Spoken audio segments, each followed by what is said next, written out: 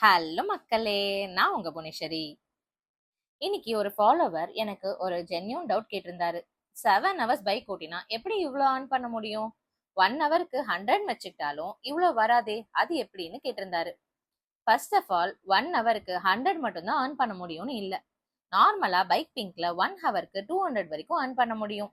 நான் already 2 ஹவர்ஸ்ல 462 on பண்ணியிருக்கேன். அதோட ஸ்கிரீன் ரெக்கார்டிங்கோட வீடியோவை நான் ஆல்ரெடி போட்டிருந்தேன். அந்த ப்ரூஃபை இந்த வீடியோ கூட அட்டாச் பண்ணியிருக்கேன்.